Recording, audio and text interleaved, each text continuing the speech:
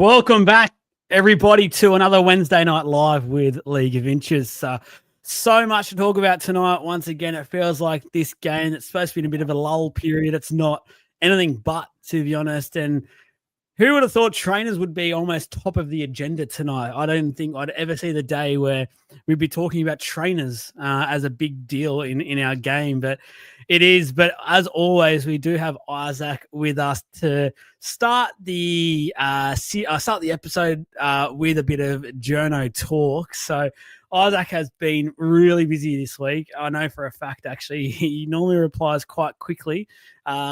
Anything but this week. So he has been a very busy man. Let's go and see what he's been up to. And there's a man he wants to talk about top of the agenda, which is someone that I think every club out there wants to have on their books. Talk to us, Isaac. I think he might be frozen. Actually, this is a horrible start by him.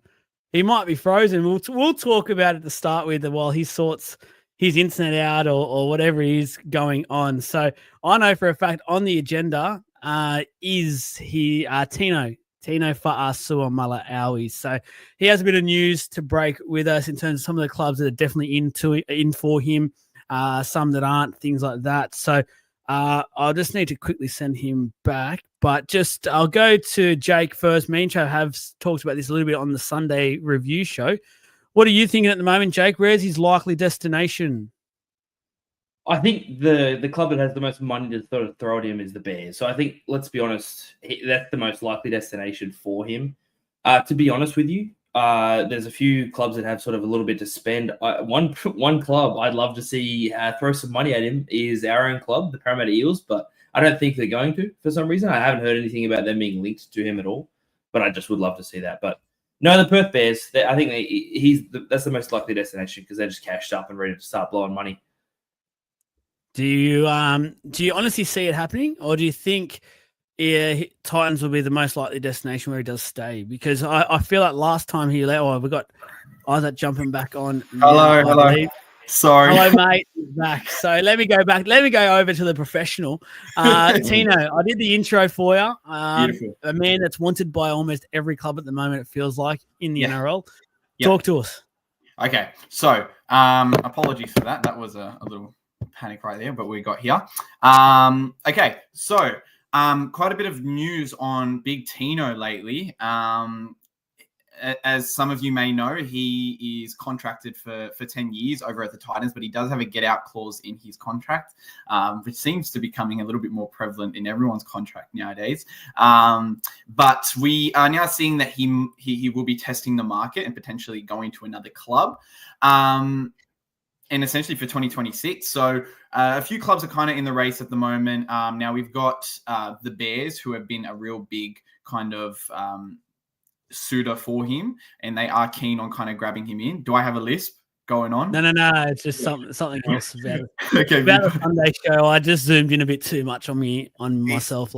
He does have a big head, Nicholas. He does have a big head. Sorry, Isaac. It had to be said. And so the Bears are currently looking at him and are preparing the biggest offer in NRL history for Big Tino. Now they are looking at him and they are hoping to get him in for $1.5 million a season, and tallying up to $7 million contract over 5 years. So a whopping contract for the Titan star. And they're hoping to get him over there in 2027. Then we have a look at the Bulldogs and the Dragons, who are also in the hunt for Big Tino, hoping to get him over in 2026. Now, the Dragons are said by Buzz Rothfield that they will be giving him the richest offer in club history.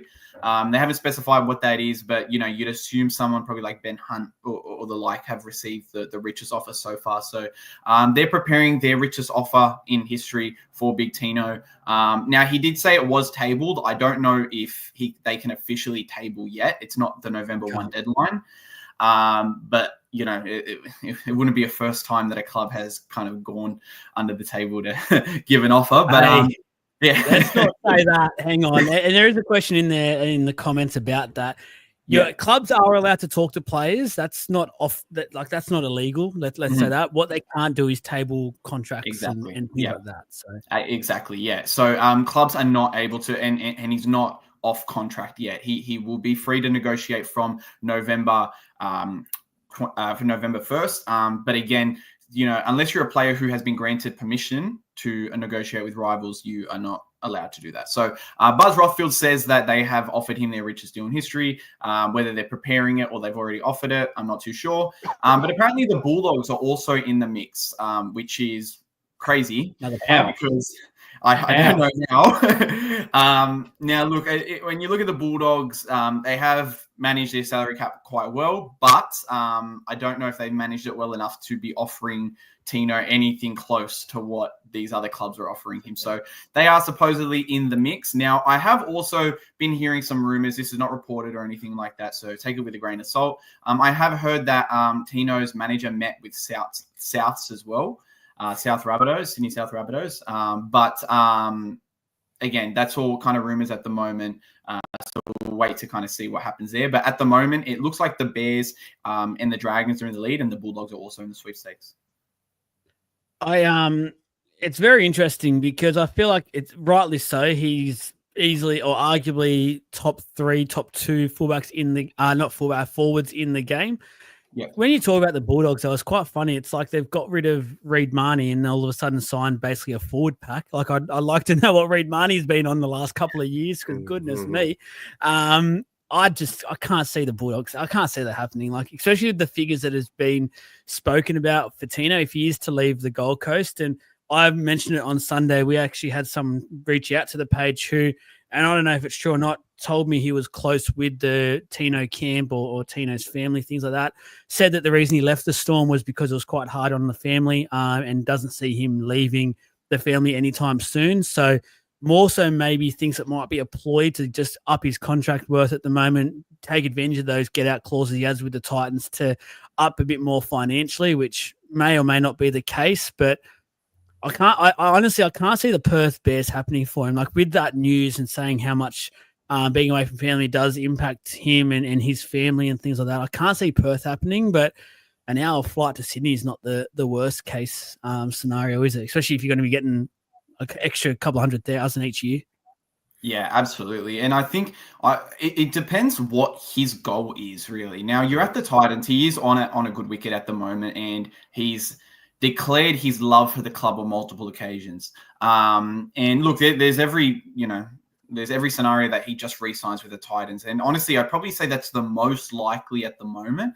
Now, if Tino leaves the Titans to go to the Dragons or go to the Perth Bears, I'd be quite surprised, only because he's leaving a club that's struggling to go to, another club that's struggling in the Dragons, or a club that's literally just getting off the ground in the Bears. I'd be very surprised if he did that, because he is making quite a fair wicket over at the Titans at the moment. As for the Bulldogs, look, you saw a guy like, Lockie Galvin. He gave up $500,000 a year to go to the Bulldogs, stating that he wants a winning scenario as opposed to the Tigers. Now, I don't think that Tino will do that. However, that would make the most sense as to why he would go to the Bulldogs if he wants to be in a winning situation. But again, like it is a bit of an odd one that he is looking to leave at all, because if it's a money thing, he's already making quite a fair wicket at the Titans. If it's a winning thing, he's going to have to take a real big pay cut to go to the Bulldogs. Who knows at this stage? Honestly, November 1, by the time, I reckon this November 1 is going to be extremely exciting for us content creators, because I think there's going to be so much happening. Obviously, the Bears and things like coming into the equation as well. It looks like for Montino, if he is to leave, it's for a premiership, which means I think he needs to take less money for whatever club it is that he does go to, because you look at those big heavyweights and like a team that hasn't really been brought into the mix, but I actually don't mind, and it feels like it does make a bit of sense, is the Penrith Panthers, who haven't really signed any big names over the last few years, but they continue to lose a number of them. But like you could see him turning up there, taking 300,000-400,000 a season less going there, but at the same time, I'm not sure if you know much about this, but the NRL have in play, players aren't allowed to take a certain amount minimum. Like they have to stay within like a bracket, I guess, of what their actual worth. Is that true? Yeah, and it's the case in a lot of sporting leagues. If you've got a certain number of Origin tests, Origin matches, and you get test matches, you've got sort of like you're already kind of valued, and the NRL does have people who kind of work in like valuation and stuff like that. So you can't just be a star guy and go to a club and get paid $200,000 because I don't know how many of you guys are basketball fans, but the Golden State Warriors 10 years ago signed all these star players, and it was kind of a huge thing because again, salary cap in every league is so we don't have these sides who are kind of just overpowering. And it's what the salary cap is there for. It's why the Panthers have lost so many players over the years. I would be surprised if he went to the Panthers as well, only because they have struggled to hold on to what they've got. And it's because they don't have a lot of money. You've got guys like Isaiah Yeo, Nathan Cleary, Dylan Edwards, Brian To'o. They're all on huge wickets. And so I would kind of be shocked if he did go there. I'd love to see it. I think it would be awesome to see him if him and Nathan Cleary on the same team. It would be absolutely crazy. But if I'm being honest, I really can't see him leaving the Titans. I think that he's declared his love for that club so many times. The only way I can see him leaving the club is if he took less money to go to a contender. Yeah. The big thing sorry, Joel, I was just going to say the big thing when David Fifita was going to leave, that everyone sort of reported was that sort of Tino pulled him apart and was just like, we said we're going to do this together. So it's a bit of a funny thing if he does sort of leave while Fifita is still there, unless Fifita's going to leave or if anything happens there. But if he sort of does leave, it's a bit of a, he's kind of stitched him up there a little bit. Oh, yeah, absolutely. But look, when you look at the David Fifita situation, I'd honestly be quite surprised if he's there next year. I don't think that. Yeah, I don't think he'll be there next year anyways. And I think maybe Tino seeing that, Fifita's probably not going to be here anymore. We have no idea who our coach is going to be next year. We don't know who our fullback is. We don't know who our halfback is. There's so many things up in the air. And poor Titans fans have just been waiting for something good to happen. And Tino's the best thing that's happened to them in the last decade, longer. But unfortunately, the club just hasn't been able to deliver. And so that's the only reason I can see Tino wanting to live. He's a competitor. He just came from the Storm, arguably the best team of the last 10, 20 years, not named the Penrith Panthers. So, if he does leave, I see him leaving to a contender. Now, Bulldogs are the main team that's been thrown up in terms of contenders and stuff like that. I do know that a few months ago, Melbourne Storm was kind of being brought up again, but I don't know how likely that is with all the re-signings that they're kind of going through. So it will be interesting to kind of keep an eye on, but he's adamant that he will be on at the November 1 deadline to kind of test his value. And interesting with the Dragons offer as well. Dragons offer could be potentially huge. Yeah. I wonder if it's going to be on the same level as the Bears, because again, the Bears are offering him essentially the richest deal ever that we've ever seen in the NRL. $7 million over 5 years is just absurd. And so I don't know if the Dragons have that type of money, but it wouldn't be far off, to be honest. I don't think that they've got any players who are on a huge wicket. Obviously, they let go of Ben Hunt last year, who was on a fair bit of money. I don't know who their highest paid player is at the moment. But again, they've got quite a few retiring players and the like. But, if I'd be really surprised if he left to go to the Dragons, who are not in that much of a better situation. And if anything, they've got aging players in key positions. Whereas at least the Titans do have youth on their side, if nothing else. So, look, I don't want to see him leave the Titans. I want to see them build something there, but it doesn't look like they are building much, unfortunately. Yeah, I said the same thing. Yeah, I said the same thing on Sunday. I want him to stay at the Titans. There's been lots of talk around the Storm as well. I would say yes to the Storm. It'd be a sort of fairy tale for us, but I just don't see it happening in terms of our price, and we'd have to let a few people go to try and afford that. It makes no sense to me how the Bulldogs are doing it. But Isaac, my question is and you might be able to shed some light. So he's got 7 more years left on his deal, yeah? And every year there's a player option. So we all know that. Stupidest contract ever. Now, is it Is it simple that he can just simply negotiate at any stage, and the contract can be torn up, and then it can be reset? Like, my sort of understanding is that 7 years, like, this is how much you're getting paid, this is what it is. But the only way for him to get out of it is if he opts out and goes to another club. So can you just shed some light on that? Yeah, so the way that works is essentially the way that these player options work is, so each year, if what his contract is he has an option to leave every single year, he needs to opt into that year every single year. So it's a process of he actually needs to tell the club, I'm opting in, and he won't be going to that November 1 deadline. If he opts out to go to that November 1 deadline, that's when they can, discuss, tearing up the contract, going to a new club, whatever it is, right? So it's essentially like treating every year like an off-contract year, until you essentially, and again, it's keeping the club on their toes every single year. I don't know why you would do this.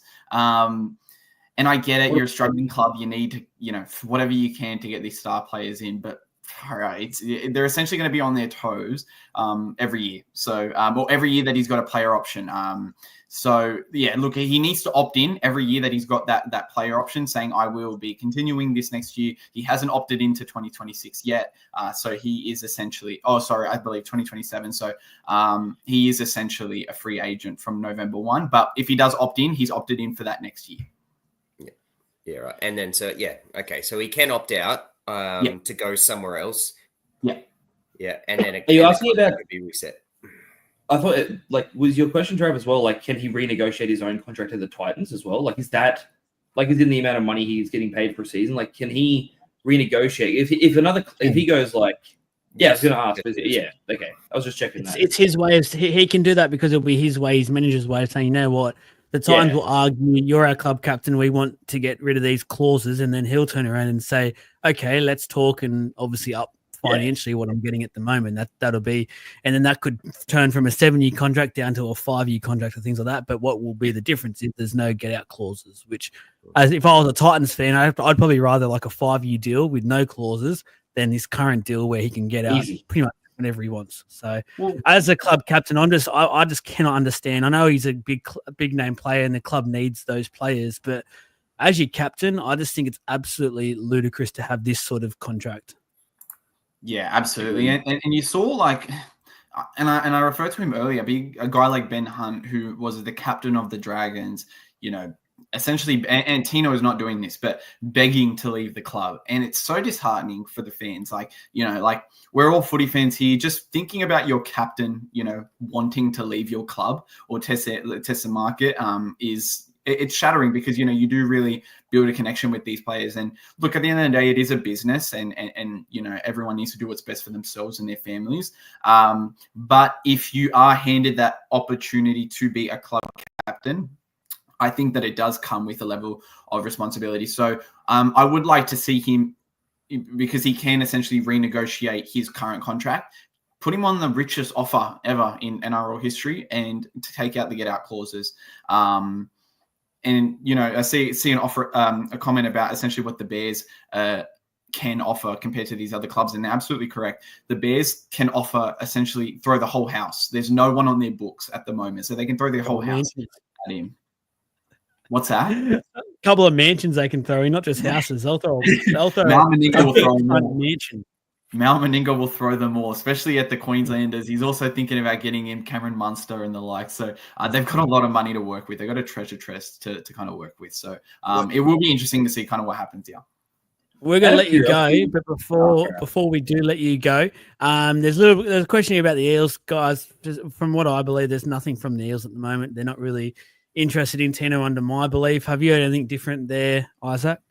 No, as far as I'm aware, they're not. At least they're not actively kind of seeking, bringing Tino in. So, and then finally, before we let you go, just a quick any updates on. There is a few Parafans around Bailey Simonson. I was told late yesterday afternoon that there was a release granted, but then I've also heard today that that's probably been a little miswording by someone in that meeting, and it was actually just to talk to clubs. So there actually hasn't been a granting of a release as such, but there's been probably a mutual agreement to say, you know what, go and start talking, and then the agreement will be basically granted. Yeah, so when people say granted a release, essentially means that he can leave the club now. That's not what they've told him that he can do. And I don't know if Simonson even was under that impression. So it might just be a media mix-up. But what he has been granted is permission to negotiate with rival clubs, as you know, per my understanding. So he can seek opportunity elsewhere. And he could be at a new club essentially from 2026 if he can find a better deal. So the Eagles understand his kind of his frustration and happy to give him that release. I saw that about the Mole and the Dragons, the Mole report on the Dragons. I'm being very careful at the moment with some of the news that's coming through, and we don't talk about the Mole much here. Yeah, we'll try to steer towards kind of really strong mail. What's that? That's a good reporting. Look, I'm giving my mouth shut. Yeah. But yeah, look, the Mole has reported a couple of things in the past couple of days. So I will be kind of keeping an ear out, because I do think, especially a player like Bailey Simonson, who's not a huge name, they do tend to kind of get picked up a lot quicker than a guy like Tino or like a big name star. So I wouldn't be surprised if we hear, I wouldn't be surprised if when I'm here next week, we're talking about the new club that Simonson is going to. So, these lesser name stars can get picked up quite quickly. And there would be quite a few clubs. I wouldn't be surprised if we saw him at the Dragons, though, to be honest, because they have just lost Finau. They're about to get rid of Sloan. So there is an opportunity there for him. Good signing for the Dragons. That would be a really, really good signing. I still rate Bailey a lot. I actually a bit devastated in losing him as a Para fan, but thank you very much, Isaac. I know you've had a big week, so off you go. Go and have a few hours sleep before you start again and walk through those ABC doors, please. Thank you guys as always. And hopefully we can come in next week and we can talk about how Tino is going to the Parramatta Eels and have a good chat about that then. We will. We will. Thank you guys. Thank you, mate. Thank you very much. All right. Again, go and make sure you follow Isaac, Instagram, Isaac. It'll come up straight away, journalist. So it's a fantastic page. Awesome news everywhere you go. He's on to it. Let's talk our Power Up segment. Thank you to Vital Man Supplements for that one. Trainergate. It's the topic of conversation for everyone at the moment, it feels like. And it's apparently the NRL's come out and said they're going to address this at the end of the season, though. So why it has to take that long, I'm a bit unsure about. Let's tackle that part of it first before we go into the other part of it. Why is it going to take the NRL now for so long to instigate or put into some rules here? Because for mine, it's pretty self-explanatory. Like, you just make it a blanket rule what they can and can't do. And moving forward, it hasn't been the start of a round yet. And they just basically go into it, because we've already seen in the last 2 weeks them getting involved in affects the run of play or potentially a result of a game. Why we're going to wait and risk this happening again in the finals? Jake, I'll throw it to you. What are you thinking about this timing? And we're going to wait. Well, if they can change who can get Rookie of the Year in the middle of a season, I don't see a reason why they can't change like this rule. Like it's only don't get me wrong. I get the trainers are an important part of the game, but at the same time, like, they're affecting, like you said, they're affecting games. They're actually affecting outcomes of games. And it's happened a lot. I think it's unfortunate that it's happened like 3 times in the last 2 weeks. But if it's happening that often, it should be changed immediately. We need to look into have it being changed immediately. I don't know why the NRL are going to wait for this long. Like, it's my understanding and the way I think trainers should be basically you are on during breaks in play to give water and maybe instructions or whatever the coach says from there. They shouldn't be on the field during general play, and I don't understand why they are.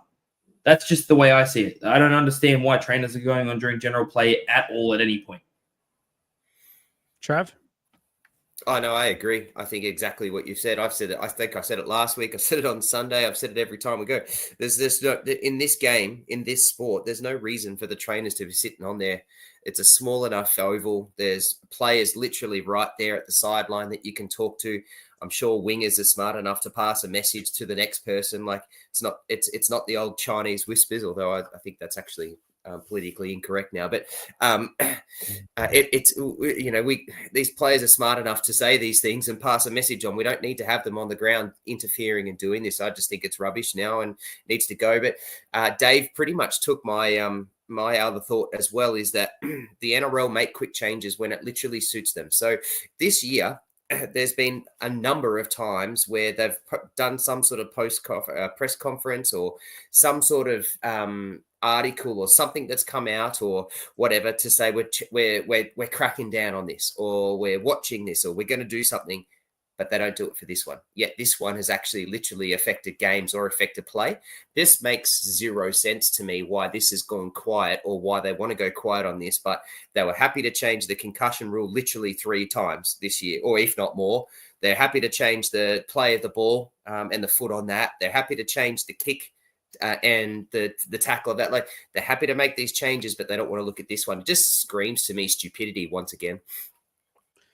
It does. And it makes me, if this affected one of the big teams at the moment, it makes me wonder if the NRL would have reacted a bit more sternly than they have. It's affected two of the bottom place sides, which may or may not have impacted how the NRL are taking this, funnily enough.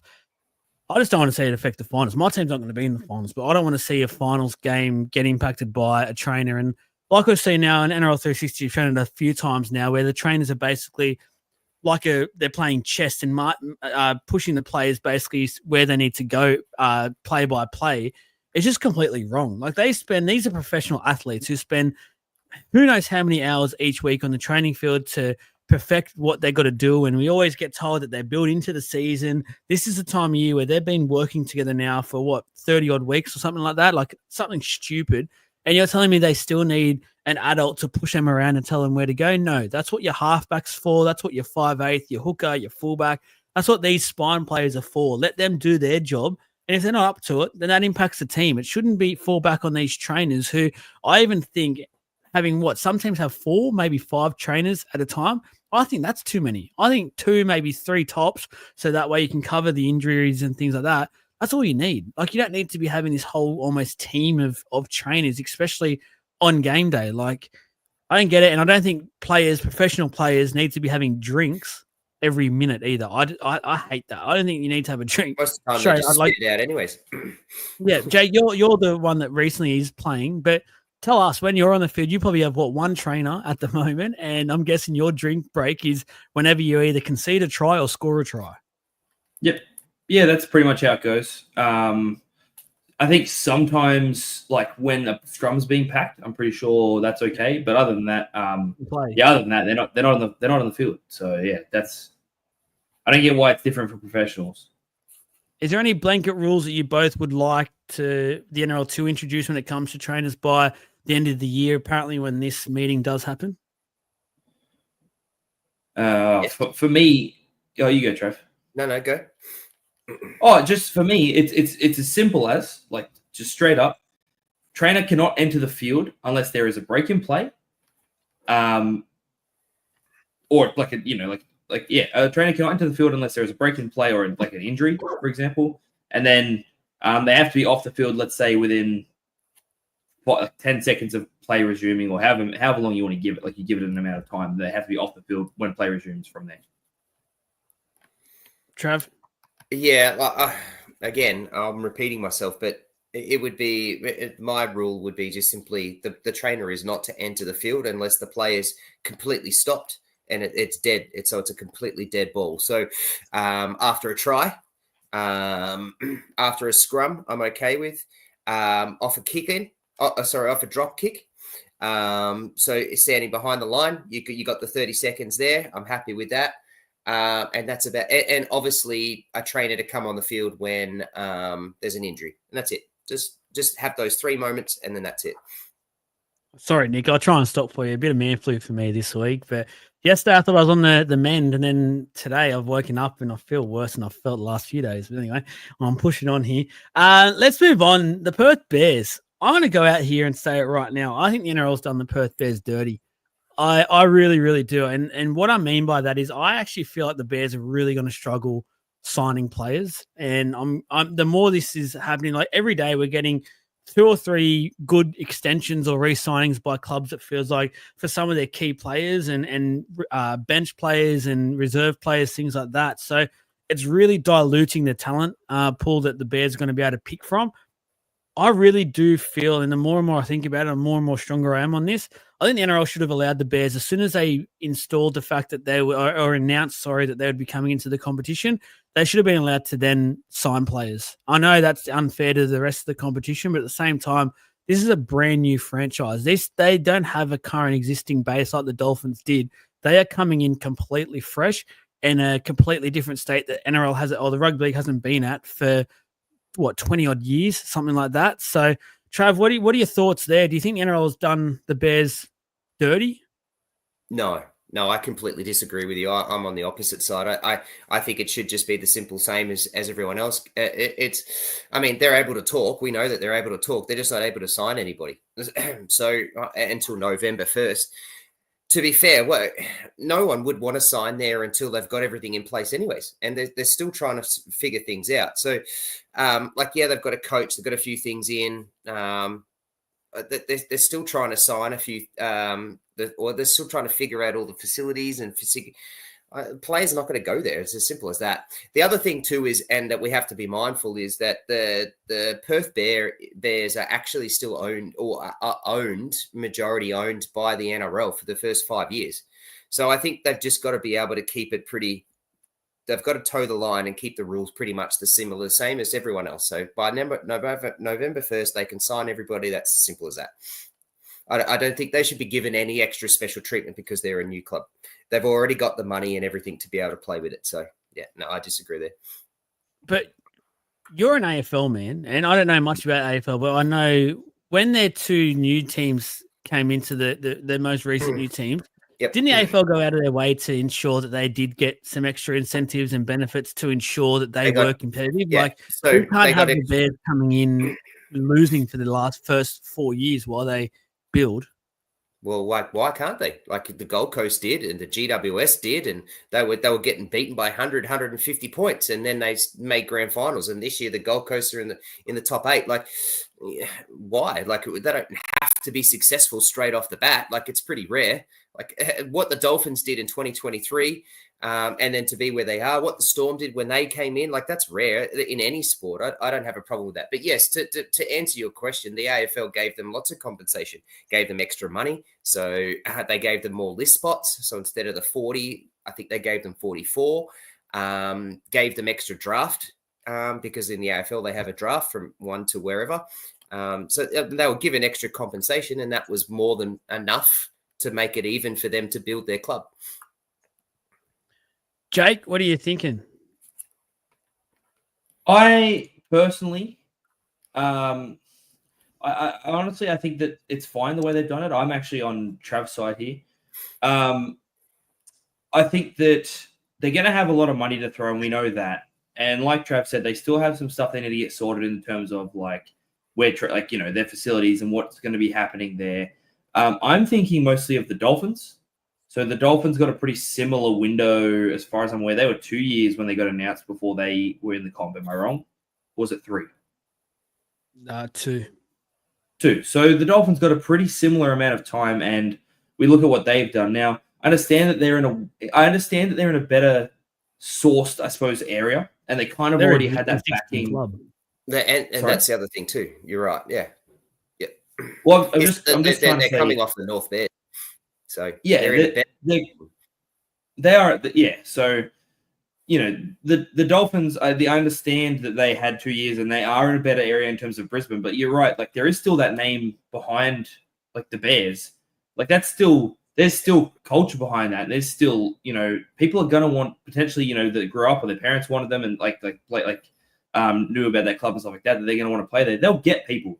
They've got money to spend. They've got cash to burn.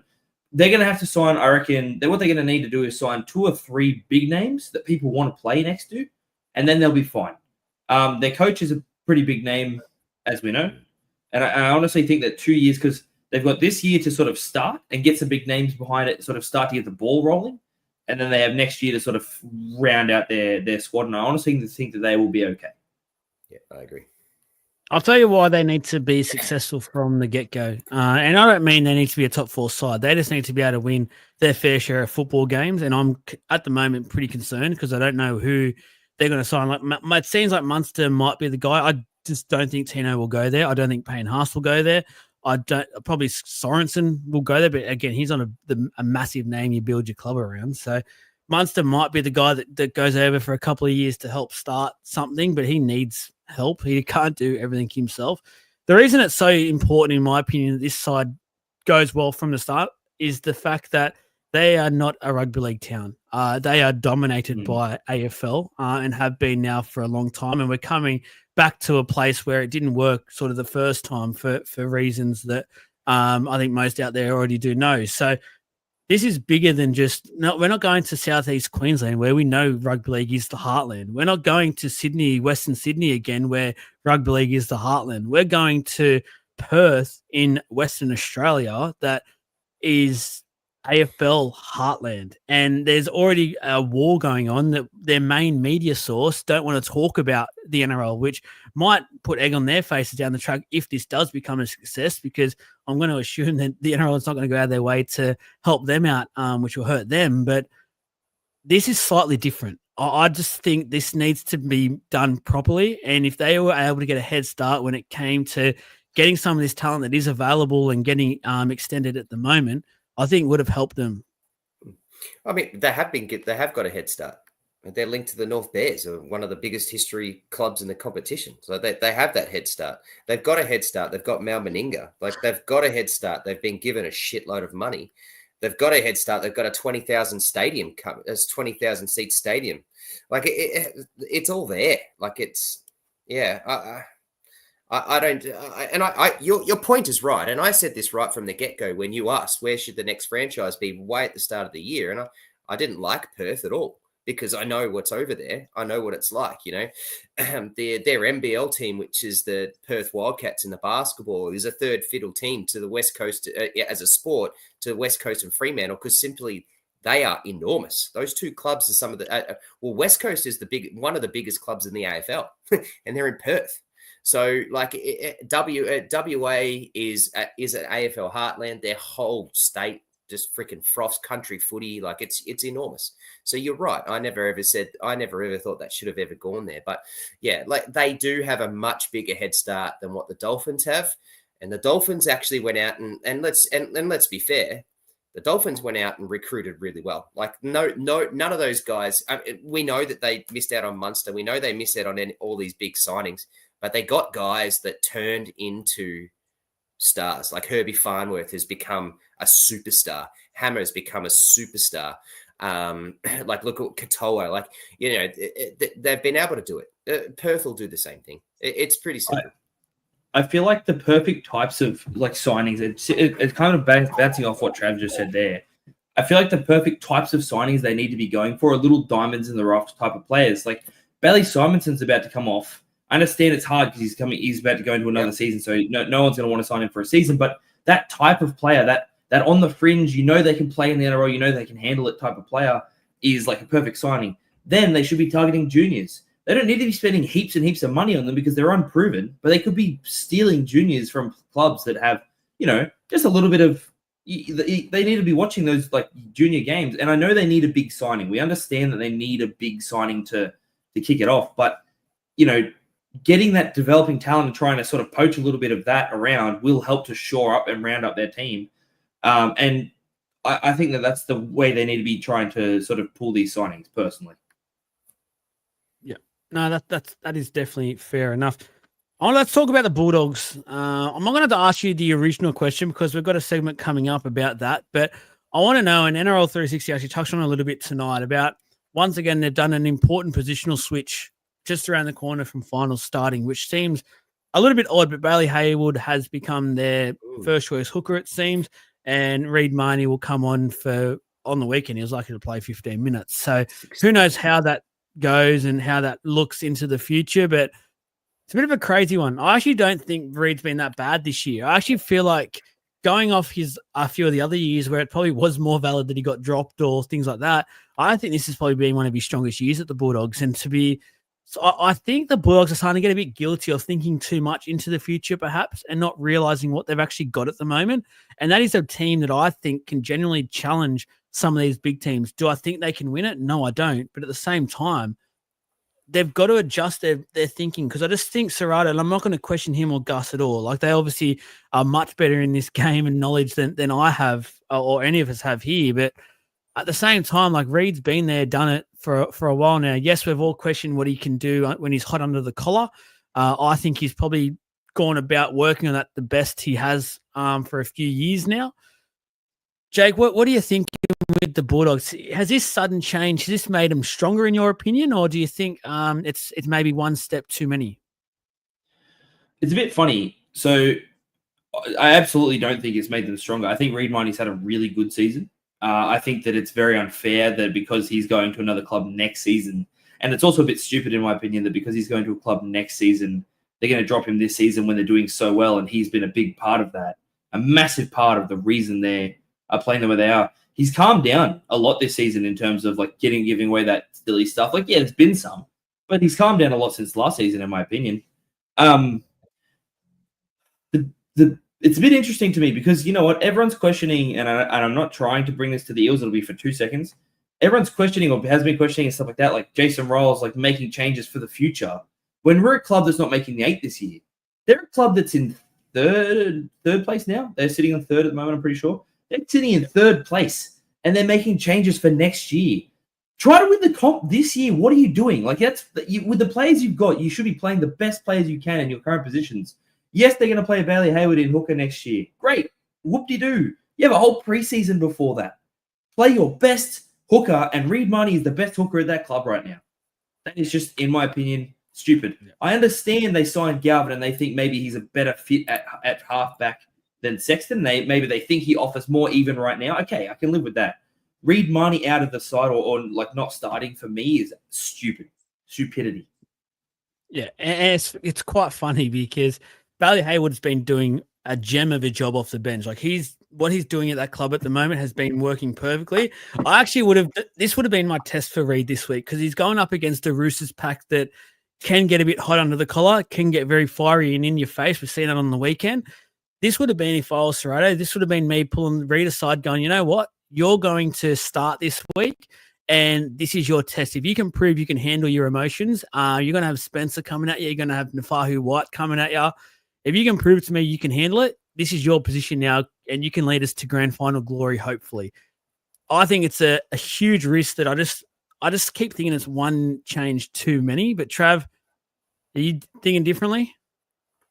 Oh, for shizzle, my nizzle, you boys dropping it like it's hot. Jesse Godfrey getting around Snoop Dogg, boys. Let's go. AFL. Jake, that might be a bit too. We might be a bit too old for you. You're a youngin', but you might not get that. But I think you boys just summed it up really well. 100%. Like Reed Marnie's far from a problem this year. He's had his moments, but so's the whole lot of them. Reed Marnie is still a very, very good hooker and has definitely yeah, that's it. If people are laughing, that's all it's for. So yeah, like it makes no sense to me. And again, with 4 weeks to go, right, that they've made a really big call. Like, I don't like it. I didn't really like the Galvin thing, and then that didn't work out for a few weeks, and then it did, and it's kind of now they've figured it out, and they've kind of worked out what it is like in the wet, and that they had to they had to lose a few games convincingly to figure out what to do, and then they've gone and played really well on the weekend. It makes no sense, but they're going to do it anyways. I think, Joel, you're right. I think that they're playing a little bit of what's it going to be like in 2026, 2027, in 2025 when they're about to be a premiership team or a contender, sorry. And it just doesn't make sense to me. They're definitely a contender. Like, you can't say that, like, they're coming third. You can't say they're not you can't say they're not contending for the premiership at all. And yeah, just the choice of pulling away the best hooker at your club is just unbelievable to me. Because even if next week they start him, right, that's a shot. Like, that to me is like a, we're trying to get you out of that spot as best we can. We don't have faith in you, to me. And I think there's no way Reed Miney doesn't see it that way, especially when you saw the footage of him when they had the whole Gowan stuff happen and he got shifted out of hooker and he's kicking stones in the he's not happy. He wants to start and he wants to play as many minutes as he can in that club. So yeah, that's unbelievable. Yeah. Just a heads up for those that are putting in some questions and stuff not relating to what we are talking about. The producer, 10 years behind the scenes, she is starring things, and we'll get to it towards the end of the show. So make sure you're sticking around, and we will get to your questions by then. I see there's some grand final entertainment, minor premiership, things like that. There's a few questions out there. We will get to them, I promise you. Let's go into a little game I've got for us. I haven't had many games over the last few weeks. We've been deep into it. So little pretenders versus contenders game. So I'm going to go through the top 10 teams because they're the ones that I believe can realistically play finals. Anyone below that, Dragons and below, I just think it's done, even though mathematically there's still a chance. I just think there's no point in entertaining it. Oh, mate, no, thank you. So I'm going to go up, and I'm going to ask you two, and then I'm randomly going to go to either one of you at random points just to get a bit of a detailed reason why you've said that, but I'll just pick and choose when I think it's going to be a nice little talking point. First up, Manly, sitting 10th at the moment, 24 points. So at the moment, 2 points outside of the 8 and a minus 10 points differential. Trav, pretenders or contenders? Do you want reasoning or just an answer? Just the simple one word. If you can give me like a sentence or something, go ahead. Right. Absolute pretenders. And when you've only put up 418 points and we're all and you've lost Ola Kawatu, and we're sitting there, and you've just finally decided to put Turbo back to fullback, I think you're all over the shop. Your coach is lost. Pretender. Jake? Pretenders, even if they were a full strength side. Oh, nice. All right, 9th, the Sydney City Roosters. Currently just outside the 8 thanks to points differential. So they're right there in the thick of it, plus 72 points differential. Pretenders or contenders, Jake? Contenders. Did you say contenders? I did say contenders. Yeah, I have them as contenders personally. Trav?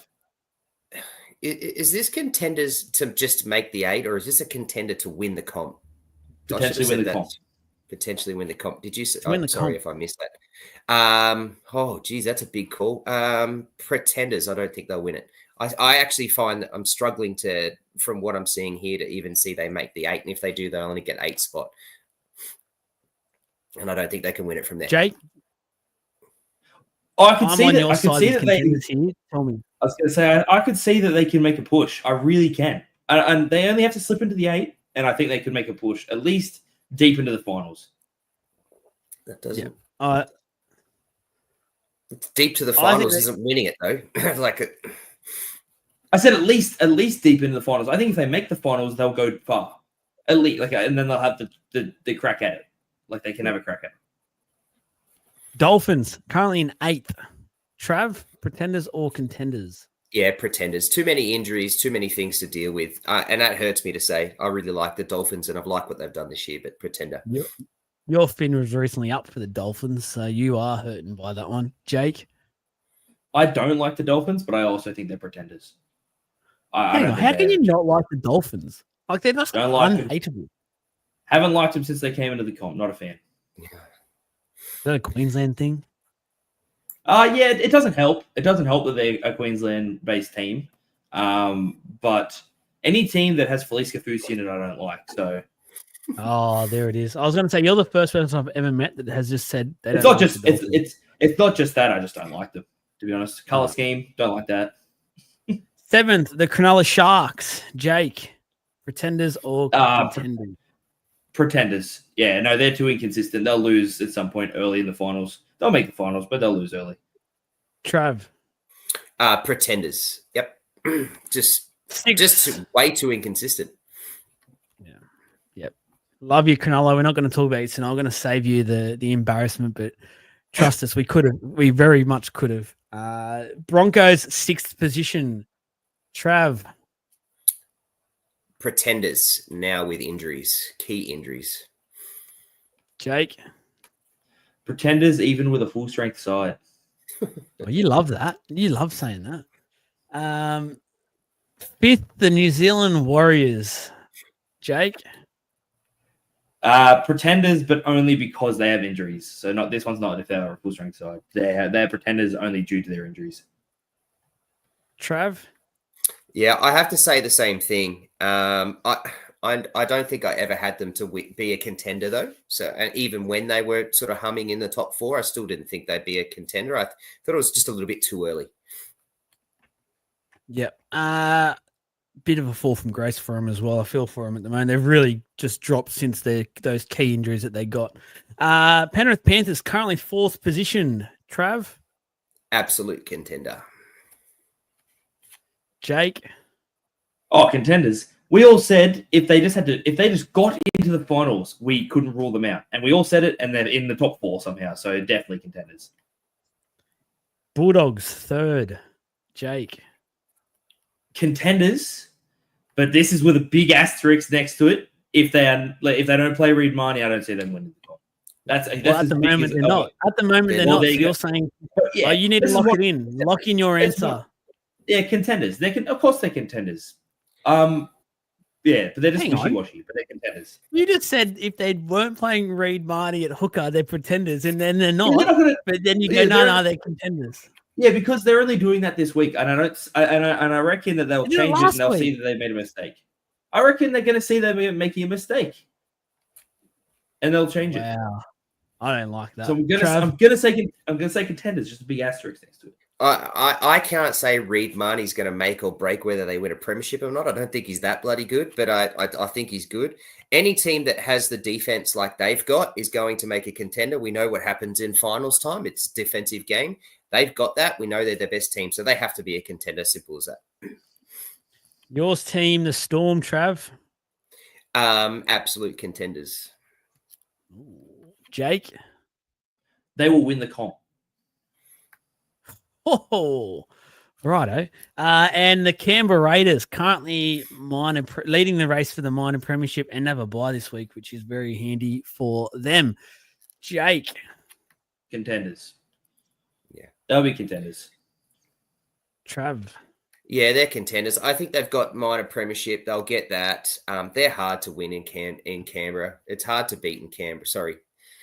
They're hard to beat in Canberra. I think they'll get through that. They'll get to the grand final with those 2 home games and should be fine. Absolute contenders by the time they get to the grand final. Yep, I agree. All right, let's get into the tips this week. There is some cracking games, guys. So I'm really, really keen. But before we rip into that, just quickly, I just want to go off did a post today, just the League of Inches Player of the Year at the moment and the update for that. So James Tedesco is leading that race. He's on 52 points, 3 points behind Nathan Cleary. And then next down, 2 points behind Nathan Cleary is Terrell May. Those 3 are out in front, and the next closest is Gutho, and he's 12 points behind. I want to ask you both, who do you reckon is going to take out this award? And let's just say, hypothetically, this is the numbers for the Dally M at the moment. So essentially, who do you reckon is going to be the Player of the Year? Jake, who have you got? I've got Teddy. He'll finish it off strong. He had a few sort of rough weeks there, and you know that does happen. But he showed last week what he's like. He just brought it back, and I think he'll finish off the year strong. Trav? Yeah, I'm going to go Teddy for the Dally M, but I'm going to put Cleary for the League of Inches award. I think Cleary dominates and kills it over the next few weeks for the League of Inches award. But Teddy's got the Dally M sewn up. Trav's going to give Nathan Cleary points now. He's going to dock Teddy of points and just make sure he comes back to this one. Shannon, I agree. I actually want to go back to this quickly because it's not sitting right with me. Jake, can you lock in? Because I'm telling you right now, they've done this now 2 weeks in a row and it's the way of the future for them. Lock in if the Bulldogs are pretenders or contenders with Reed Marnie on the bench. That's what they're currently doing, and that's all we can go off. All right, well, on the bench, pretenders. Oh, that's a big call. There we go. You asked for it. That's locked it in. You asked for it, locked in. Thanks for the content. Thank you. Let's go to the tips this week. I was just wanting you to say it. Penrith against the Storm tomorrow night, CommBank Stadium. I cannot wait to sit there on my couch tomorrow night and watch this game. This is going to be a cracker. Storm, obviously, no Pappy and no Hughes, which does hurt. But the Penrith Panthers no Yo, which is a huge loss as well. Trav, confident? No, I'm going to stick with what I said for the last couple of weeks. I said Penrith will win this game. I'm tipping Penrith. Jake? I've got Storm. Whoa, why is that? I don't know. I don't know. I have a feeling. I've got no answer for you. I just think that we're going to win. I'm shocked at the odds for this. I don't think it's that extreme, but I do think Penrith have just a bit more to play for at the moment. They're only 1 point ahead of the Warriors still, so that fight is well and truly on. And I just think both Pappy and Hughes could hurt the Storm just a little bit too much to go against this current form of the Penrith Panthers. First of the Friday games, Warriors against the Dragons over in Auckland. This is another sneaky good game, I actually reckon. That's going to be very hard to tip. Jake, who you got? I've gone against the odds and I've gone the Dragons. I just feel like they're in a bit of like good kind of form. I just feel like they're playing well at the moment, and I just think it's going to be one of those underdog stories. I think they're going to win. Yeah. Oh wow, it's so tough at the moment. I'm going to probably say the Warriors, but I'm not going to lock that in. I'll see what happens. No, hold on a second. Absolutely not. Pick your pick. Say it. Make a choice. Go on. But I've got my choice to make when the. Yeah, go on. Take your pick. Make it. I'll go. I don't need to lock it in yet. I don't need to. Yeah, you do. Absolutely, you do. Rubbish.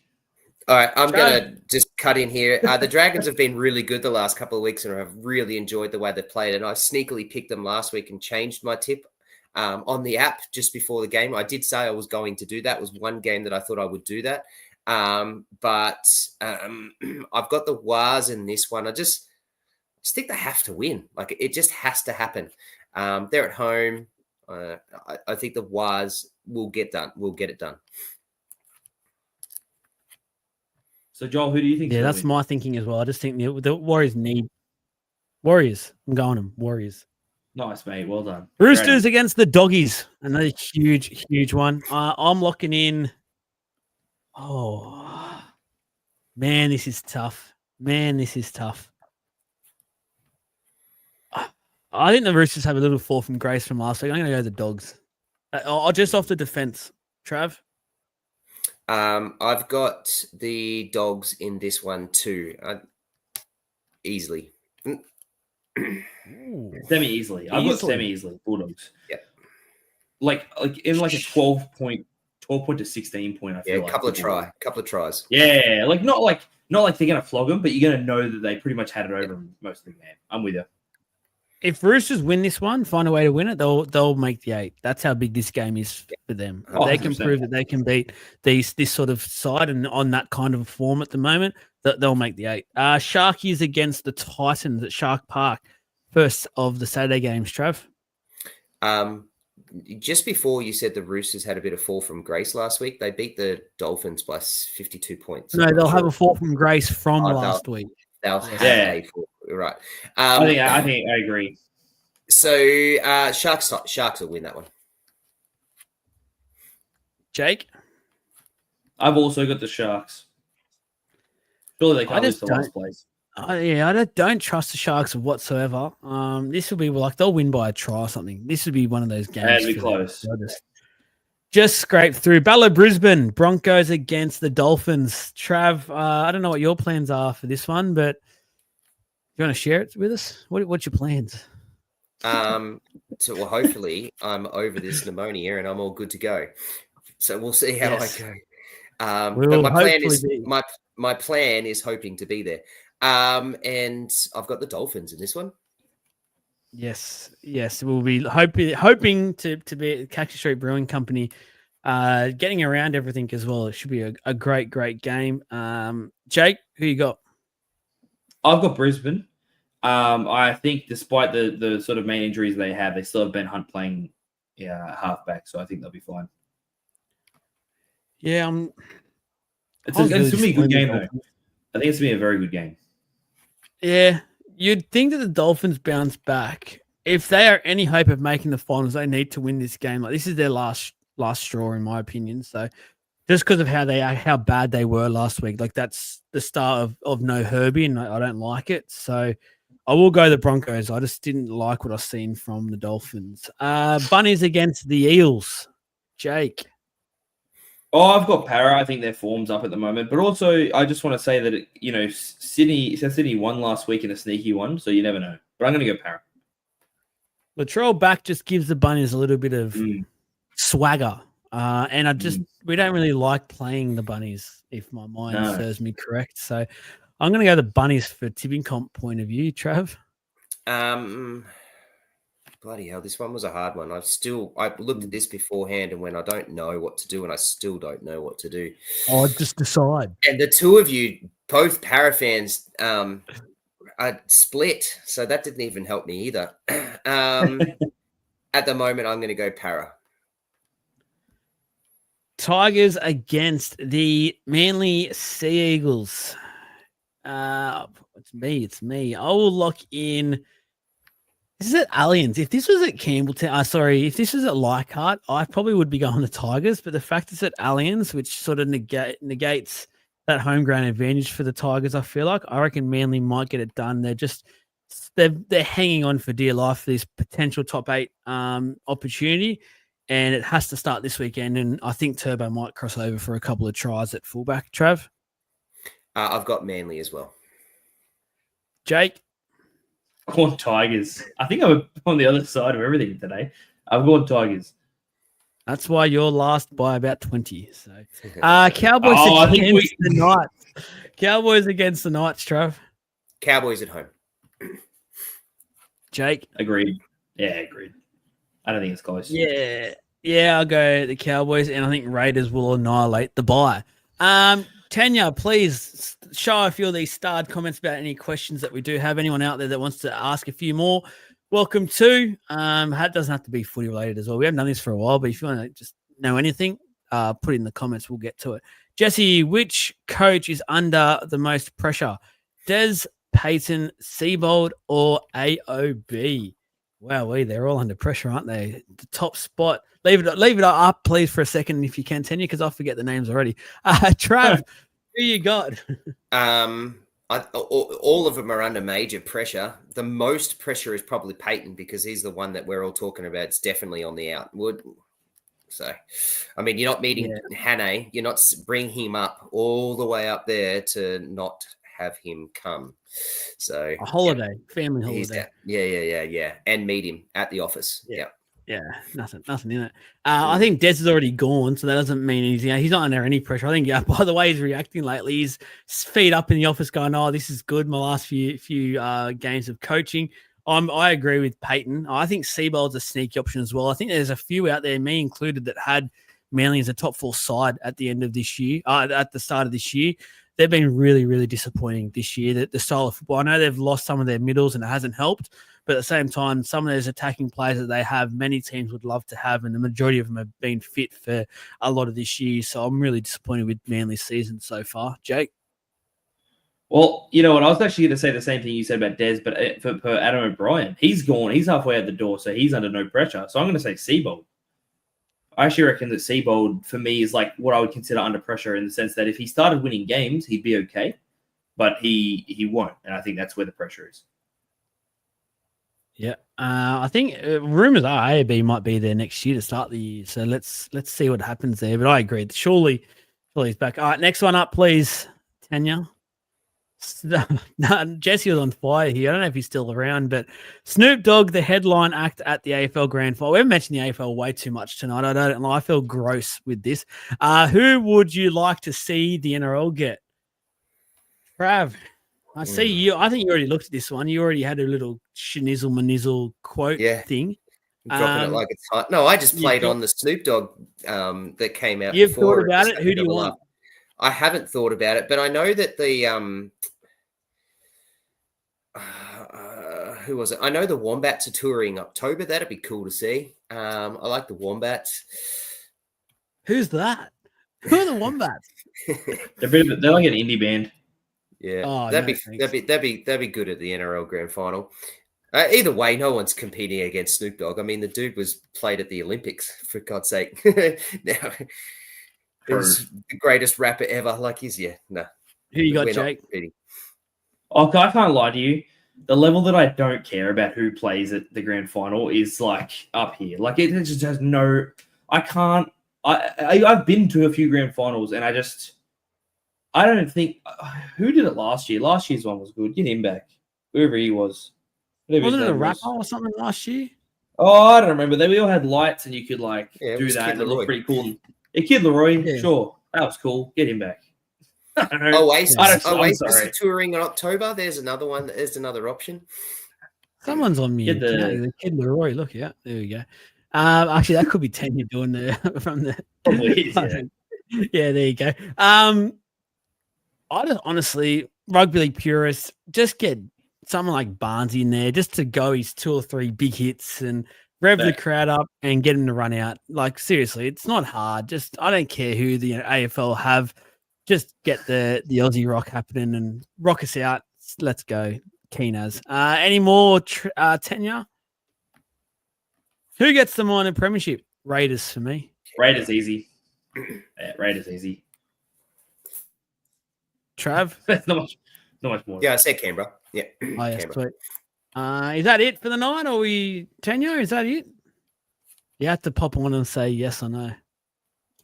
I'm assuming the fact that there's been no more questions or nothing else has popped up, that is in fact over and done with. So I'll save Tanya having to come on and use her voice. Thank you very much, everyone out there. I really do appreciate everyone's company tonight. Oh, there was one from Jess, actually. No, we're not going there. We're not entertaining that one. Thank you very much. So, no, let's not. Thank you very much. Hope you all have a fantastic weekend. Enjoy some top quality rugby league games. We'll get around some content tomorrow night during that game. So make sure you're in and around things. Join the Legends group if you haven't already, in-game chats and things like that there. But that's it. Shout out to Sava Sports for the hoodies. Go and get them. Message the page if you would like them. Same with the hats, shirts, all the jazz.